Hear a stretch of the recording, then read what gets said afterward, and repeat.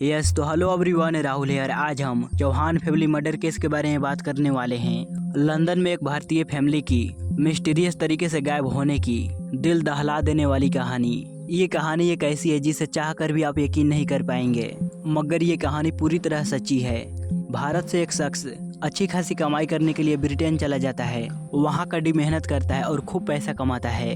एक समय बाद पूरी फैमिली ब्रिटेन में ही रहने लगती है। जिंदगी में सब कुछ बहुत ही अच्छा चल रहा होता है, मगर एक दिन एक परिवार के 5 सदस्य मिस्टीरियस तरीके से गायब हो जाते हैं। महीनों तक जांच चलती है, मगर पता ही नहीं चलता इन्हें जमीन निगल गई या फिर आसमान खा गया। फिर भी उन्हें खोजने की कोशिश जारी रहती है। हजारों पुलिस वाले लगते हैं, 100 करोड़ से ज्यादा पैसे खर्च होते हैं, तब जाकर एक दिल दहला देने वाली सच्चाई से पर्दा उठता है। जांच के दौरान एक ऐसा सच्चाई सामने आता है जिसके बारे में जानकर लोगों के पैरों तले जमीन निगल जाती है। सच्चाई जानकर आपका भी कलेजा दहल जाएगा। तो आखिर पूरी कहानी क्या है? एक परिवार कैसे गायब हुआ, उनके साथ क्या हुआ था और उन सब में किसका हाथ था? इन सारे सवालों का जवाब मैं आपको आगे इस वीडियो में डिटेल में बताऊंगा। ये पूरी कहानी अमरजीत चौहान और उनकी परिवार की है। कुछ साल पहले अमरजीत चौहान भारत से ब्रिटेन जाते हैं। वहाँ जाकर वो कड़ी मेहनत करते हैं। एक्सपोर्ट इंपोर्ट की अपनी एक कंपनी खोल लेते हैं। इनका कंपनी का नाम CIABA फ्राइड था, जो हीथ्रो एयरपोर्ट की बिल्कुल बगल में थी।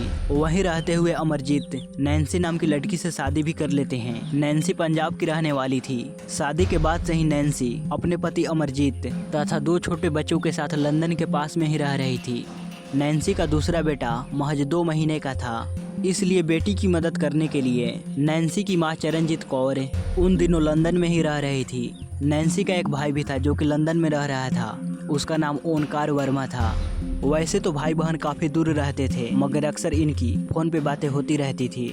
हमेशा की तरह 14 फरवरी 2003 को भी नैन्सी अपने भाई ओंकार वर्मा के पास कॉल करती है, मगर इस बार नैन्सी फ़ोन पे घबराई हुई लग रही थी। ओंकार अपनी बहन से घबराने की वजह पूछता है तो नैन्सी बताती है कि अमरजीत कल ऑफिस गए थे और वो अभी तक वापस घर नहीं लौटे हैं। नैन्सी के मुताबिक अमरजीत को जब आने में देर होती है तो नैन्सी कई बार अमरजीत के फ़ोन पे कॉल करती है, मगर अमरजीत का फ़ोन स्विच ऑफ आता है। थोड़ी देर के बाद नैन्सी कंपनी में कॉल करती है तो वहाँ से नैन्सी को जानकारी मिलती है कि अमरजीत सर अर्जेंट बिजनेस के सिलसिले में नीदरलैंड चले गए हैं। एक बड़े बिजनेसमैन के लिए बिजनेस के सिलसिले में दूसरे देश जाना कोई बड़ी बात नहीं थी, मगर अमरजीत की नीदरलैंड जाने के बारे में जानकर नैन्सी काफ़ी ज़्यादा घबरा जाती है, क्योंकि अमरजीत ने एक बार भी नैन्सी से कोई नई बिजनेस डील के बारे में या फिर नीदरलैंड्स जाने के बारे में कोई चर्चा नहीं की थी। अमरजीत को नीदरलैंड्स जाने की बात नैन्सी को इसलिए भी नहीं हजम हो रही थी क्योंकि नैन्सी को अच्छे से मालूम थी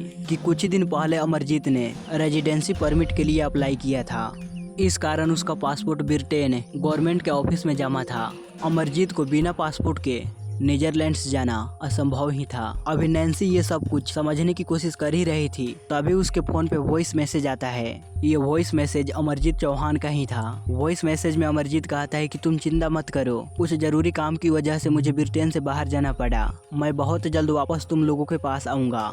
ये मैसेज सुनकर हर किसी को सुकून मिल जाता, मगर इस मैसेज के बाद नैन्सी की परेशानी और भी ज़्यादा बढ़ जाती है, क्योंकि ये पहली बार था कि अमरजीत ने नैन्सी को इंग्लिश में मैसेज दिया था। इससे पहले नैन्सी से हमेशा अमरजीत पंजाबी में ही बात किया करता था। 13 फरवरी 2003 को अमरजीत आखिरी बार काम पे गए थे, मगर वो वापस नहीं आए थे। इस पूरी घटना की जानकारी नैन्सी अपने भाई ओंकार वर्मा को दी, यानी कि 14 फरवरी 2003 को दी। सारी बातें जानने के बाद ओंकार अपनी बहन को समझाता है और फोन रख देता है। अब अगले दिन यानी कि 15 फरवरी 2003 को जब ओंकार अपनी बहन के पास एक बार फिर से कॉल किए ये जानने के लिए कि अमरजीत वापस आए कि नहीं, तो नैन्सी का भी फोन बंद आने लगता है। कई बार कॉल करने के बावजूद भी कोई जवाब नहीं मिलता।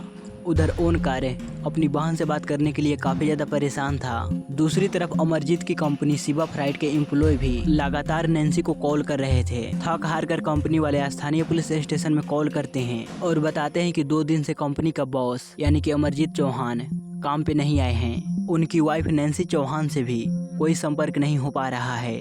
जानकारी मिलते ही पुलिस की एक टीम सीधे अमरजीत चौहान की घर जाती है तो पता चलता है कि घर पे कोई नहीं है, यानी कि अमरजीत के साथ साथ उनकी पत्नी नैन्सी, साथ ही 2 बच्चे और नैन्सी की मां सब गायब हैं। अभी पुलिस ये सब कुछ समझने की कोशिश कर ही रही थी कि ये लोग अचानक से कहाँ चले गए। तभी एक चौंका देने वाली जानकारी मिलती है। दरअसल अमरजीत और उसके पूरे परिवार के लोग के गायब होने के बाद एक शख्स एक लेटर के साथ अमरजीत के कंपनी में आता है, जिस पर अमरजीत का सिग्नेचर था। लेटर में लिखा था कि मैं इंग्लैंड से काफी ज्यादा ऊब गया हूँ, इसलिए इस जगह को हमेशा हमेशा के लिए छोड़कर यहाँ से जा रहा हूँ। साथ ही ये कंपनी एक नए मालिक को सौंप रहा हूँ। इस लेटर के साथ साथ कंपनी के सारे डॉक्यूमेंट भी थे, जिस पर कंपनी के नए मालिक के बारे में सारी डिटेल और अमरजीत का सिग्नेचर भी था। पुलिस इस पेपर की जांच पड़ताल भी करवाती है तो ये पेपर सही साबित होता है। इस तरह से पुलिस मान लेते हैं कि सच में अमरजीत चौहान इंग्लैंड से ऊब गए हैं, इसलिए वो देश छोड़कर कहीं चले गए हैं। यहाँ से पुलिस की जांच भी ढीली हो जाती है और वहीं इन लोगों के गायब हुए अब 6 हफ्तों से भी ज्यादा बीत चुके थे। इसी बीच इंग्लैंड के न्यूज़पेपर में अमरजीत से जुड़ी एक न्यूज छपती है, जिसमें ये दावा किया जाता है कि अमरजीत बहुत ही ज्यादा फाइनेंशियल प्रॉब्लम झेल रहे थे, इसलिए उन्होंने चुपचाप अपनी कंपनी बेच दी और देश छोड़कर चले गए। पुलिस के साथ साथ दूसरे कर्मचारी और भी सारे लोग ये बात मान चुके थे कि अमरजीत अपनी मर्जी से इंग्लैंड को छोड़कर चला गया, मगर न्यूजीलैंड में जो नैन्सी का भाई था उसे ना ही पुलिस की दावे पे यकीन हो रहा था और ना ही अमरजीत की देश छोड़े जाने वाली बात हजम हो रही थी। पुलिस अब इस केस पे ज्यादा ध्यान भी नहीं दे रही थी। 14 मार्च 2003 को ओमकार वर्मा न्यूजीलैंड से सीधा इंग्लैंड चला आता है। लंदन आकर ओमकार वर्मा पुलिस के ऊपर अमरजीत को ढूंढने का दबाव बनाने लगता है, मगर पुलिस बहुत ज्यादा इंटरेस्ट नहीं लेती है। अंत में ओमकार पुलिस के खिलाफ एक अभियान शुरू करता है। तब जाकर पुलिस फिर से इस केस की जांच शुरू करती है। जांच की शुरुआत पुलिस अमरजीत के घर से करती है। होना तो ये चाहिए था कि पुलिस पहले ही दिन इनके घर में जाकर तलाशी लेनी चाहिए थी, मगर ये तलाशी कई हफ्तों बाद हो रही थी। पुलिस जब अमरजीत के घर जाती है तो घर के अंदर से स्थिति को देखकर कहीं से भी नहीं लग रहा था कि लोग अपनी मर्जी से इस देश को छोड़कर जा रहे हैं, क्योंकि कपड़े वैसे ही वॉशिंग मशीन में पड़े थे और खाना वैसे ही डाइनिंग टेबल पे पड़ा था। अमरजीत के 2 छोटे बच्चे थे, उनका कपड़ा यूं ही कमरे में पड़ा हुआ था। यहाँ तक कि नैन्सी की मां चरणजीत कौर के कपड़े वहीं पड़े थे। इतना ही नहीं, चरणजीत कौर हमेशा अपने साथ गुरु ग्रंथ साहिब लेकर चलती थी, मगर ये पहली बार था कि उनका गुरु ग्रंथ साहिब वैसे ही टेबल पे पड़ा हुआ था। टेबल पे पड़े गुरु ग्रंथ साहिब को देखकर ओमकार वर्मा पुलिस को बताता है कि माँ सब कुछ छोड़ सकती है, मगर गुरु ग्रंथ साहिब को कभी नहीं छोड़ सकती। अभी पुलिस ये सब कुछ जांच कर ही रही थी, तभी पुलिस को कहीं से खबर मिलती है कि लंदन में रह रहे अमरजीत के कुछ रिश्तेदारों को फ्रांस से एक लेटर आया है। कथित तौर पे ये लेटर खुद अमरजीत ने लिखा था। इस लेटर में लिखा था कि मैं अपने पूरे परिवार के साथ भारत आ गया हूँ, क्योंकि मैं इंग्लैंड से बुरी तरह से ऊब गया था। लेटर भले ही अमरजीत ने लिखा था, मगर अमरजीत के रिश्तेदारों को यकीन नहीं हो रहा था कि ये लेटर अमरजीत ही लिखा है, क्योंकि अमरजीत हमेशा लेटर अपने हाथों से ही लिखता था, मगर ये लेटर कंप्यूटर द्वारा टाइपिंग कर लिखा गया था। अमरजीत चौहान और उनके परिवार वालों को गायब हुए अब 1 महीने से ज्यादा बीत चुका था और अब तक पुलिस किसी भी नतीजे पे नहीं पहुंच पाई थी। हालांकि घर की तलाशी के बाद घर के अंदर की हालात जो कुछ देखने को मिले थे, उसे देखकर यही लग रहा था कि ये लोग अपनी मर्जी से अचानक से तो नहीं गए हैं। अगर वो अपनी मर्जी से गए होते तो घर के अंदर के सामान यूं ही नहीं बिखरा होता। इसलिए ओमकार वर्मा के द्वारा अमरजीत सहित उसके पूरी परिवार की गायब होने की शंका जताए जाने के बाद स्थानीय पुलिस अब इस केस को 21 मार्च 2003 को Scotland yard serious crime group को सौंप देती है। Scotland yard serious crime group case हाथ में लेने के बाद जांच आगे बढ़ाती है, मगर कई हफ्तों के जांच के बाद कुछ हासिल नहीं होता। पूरे चौहान परिवार फरवरी महीने में गायब हुए थे। अब आ चुका था अप्रैल 2003। कंपनी को नए मालिक हैंडल कर रहे थे, क्योंकि कंपनी के पुराने मालिक अमरजीत चौहान और उनकी फैमिली का कोई आता पता नहीं चल रहा था। पुलिस अब ये जानने की कोशिश कर रही थी कि आखिर वो भारत पहुंचे हैं तो क्या वो सही सलामत हैं। इस सिलसिले में इंग्लैंड की पुलिस भारत के कुछ एजेंसियों से कांटेक्ट करती है, तो पता चलता है अमरजीत ना ही अपने गांव और ना ही भारत के अपने किसी रिश्तेदार के यहाँ गए हैं, यानी कि वो भारत गए ही नहीं हैं। पुलिस की पूरी मेहनत एक तरफ थी और दूसरी तरफ सिर्फ नाकामी ही नाकामी थी। पुलिस को समझ नहीं आ रहा था कि आखिर इस केस को कैसे सॉल्व किया जाए। तभी अप्रैल महीने में ही समुद्र के किनारे एक लाश मिलने की खबर पुलिस को मिलती है। जांच पड़ताल के बाद ये खुलासा होता है कि ये लाश किसी और की नहीं बल्कि अमरजीत चौहान की है। ओमकार वर्मा भी इस लाश की पहचान अमरजीत चौहान के नाम से ही करता है। इस लाश को मिलने से ये केस अचानक से एक नई रूप ले लेता है। अब तक पुलिस ये मानकर चल रही थी कि अमरजीत कहीं पे चैन की जिंदगी गुजार रहे हैं, मगर असल में तो वो अपनी जिंदगी ही खो चुके थे। अमरजीत की लाश मिलने से ये बातें तो सॉल्व हो चुकी थी कि ये अफवाह फैली थी कि अमरजीत देश छोड़कर भाग गए हैं, ये पूरी तरह एक झूठी बातें थी। अब पुलिस अपने पूरे जोश में आ जाते हैं इस केस को सॉल्व करने के लिए और सैकड़ों पुलिस को लगा दिया जाता है। पुलिस का पहला शख्स उस शख्स के ऊपर होता है जो अमरजीत के गायब होने के अगले ही दिन अमरजीत की कंपनी में आकर अमरजीत के द्वारा साइन किए गए लेटर और ऑनरशिप का डॉक्यूमेंट पेश करते हुए ये कहा था कि अमरजीत ने ये कंपनी अब मुझे दे दी है। अब पुलिस इन सब लोगों की कुंडली निकालना शुरू करती है और कंपनी का जो मालिक बना बैठा था उस शख्स का नाम था केनिथ रेगन। केनिथ रेगन भले ही अभी मासूम बनता फिर रहा था, मगर 1980s के आसपास ब्रिटेन में क्राइम की दुनिया में ये काफ़ी बड़ा नाम हुआ करता था। ये कुछ समय तक इंग्लैंड का बहुत बड़ा ड्रग्स स्मगलर था। ड्रग्स स्मगलिंग के अलावा केनिथ रेगन फर्जी पासपोर्ट, ह्यूमन किडनैपिंग तथा और भी सारे कई इलीगल काम किया करता था। 1998 में लंदन पुलिस ने केनिथ रेगन को फर्जी पासपोर्ट बनाने और ड्रग्स का स्मगलिंग करते हुए रंगे हाथों पुलिस पकड़ा था। केनिथ रेगन के पास से 1-2 ग्राम नहीं बल्कि 30 केजी हीरोइन पकड़ा गया था, जिसकी कीमत करोड़ों में थी। अनुमान के अनुसार वो अब तक लंदन में 2000 करोड़ से ज्यादा रुपयों का ड्रग्स बेच चुका था। इसके बाद केनिथ रेगन के ऊपर मुकदमा दर्ज कर इस पे केस चलाया जाता है।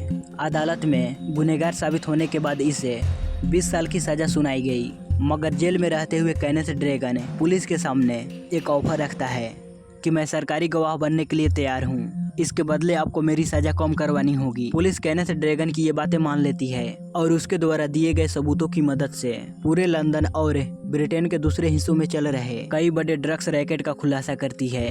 अब बड़ी संख्या में पुलिस मुजरिमों को पकड़ती है। शर्त के मुताबिक पुलिस केनिथ रेगन की सजा को कम कराते हुए 20 साल से अब 8 साल कर दी जाती है। सजा कम होने के बाद वो पुलिस के और भी सारे केस में मदद करता है और बदले में वो अपनी सजा कम कराते रहता है। आखिर में केनिथ रेगन 3 साल की सजा काट कर 2002 में वो जेल से बाहर आ जाता है।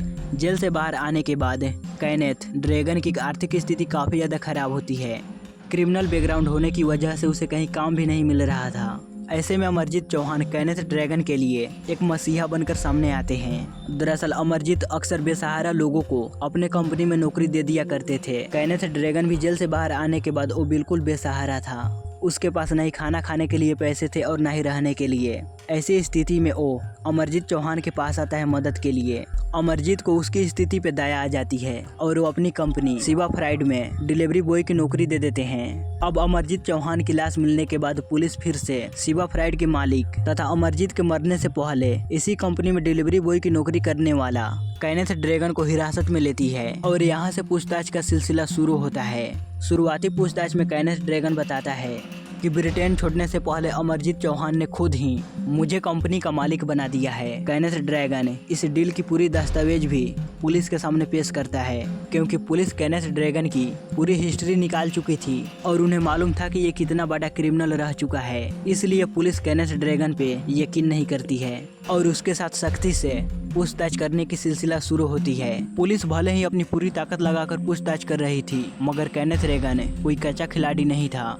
पुलिस को कहीं से भी जानकारी और न ही कामयाबी हाथ लग रही थी। अब फिर से लग रहा था कि पुलिस के हाथ खाली रह जाएंगे। तभी 9 अप्रैल 2003 को पुलिस के पास एक महिला की कॉल आती है और सिर्फ एक फोन कॉल से सब कुछ बदल जाता है। ये फोन किसने किया था और क्या बातें हुई थी, इस बारे में मैं आपको वीडियो में आगे बताऊंगा। फिलहाल मैं अभी ये बताता हूँ कि इस फोन के बाद क्या क्या हुआ।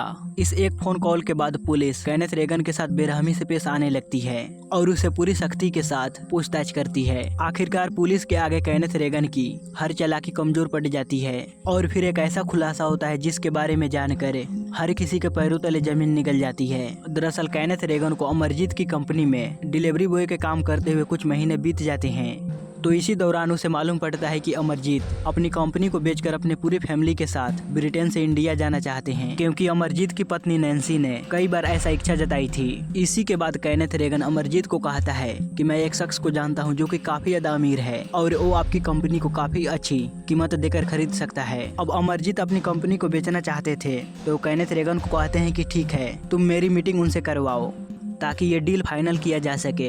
इसी के बाद 12 फरवरी 2003 को केनिथ रेगन अमरजीत को खरीदार से मिलवाने के लिए अपने घर पे आने के लिए कहता है। केनिथ रेगन अमरजीत को ये भरोसा दिलाता है आपकी जो कंपनी खरीदने वाला है वो आपसे मेरे घर पे मिलना चाहता है। इसी के बाद अमरजीत अपनी कंपनी के डील के बारे में बात करने के लिए केनेथ रेगन के घर पे जाता है।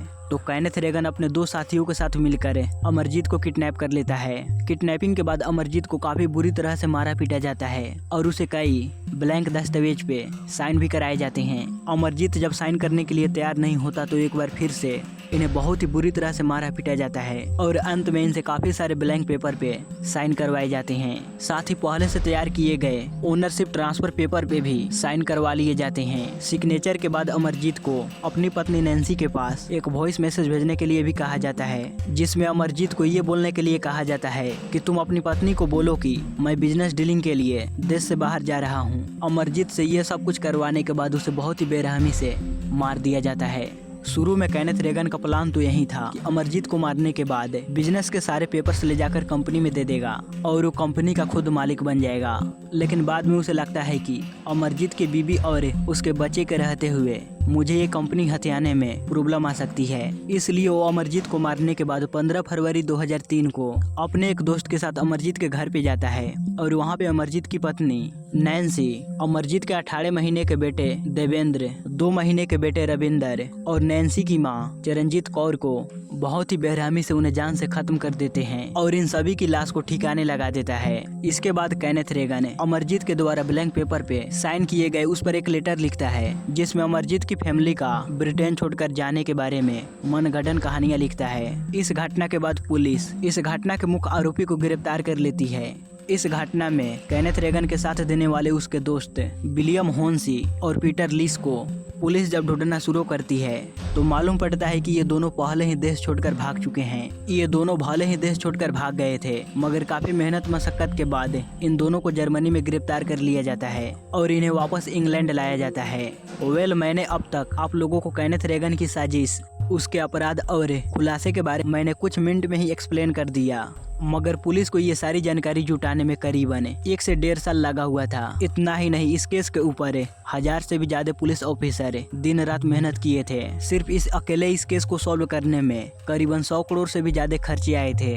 आपके मन में अभी भी वो एक सवाल चल ही रहा होगा कि आखिर वो फोन किसने किया था। दरअसल पुलिस के पास वो फोन किसी और ने नहीं, केनेथ रेगन की रह रही गर्लफ्रेंड बिलिंडा बर्बिन ने किया था। हुआ यूँ था कि केनेथ रेगन अमरजीत को मारने के बाद अपने दोस्त विलियम होन्सी के साथ अमरजीत के घर जाता है और बस कुछ ही मिनट में अमरजीत की पत्नी नैन्सी, अमरजीत के 2 बेटों और नैन्सी की मां की हत्या कर देता है।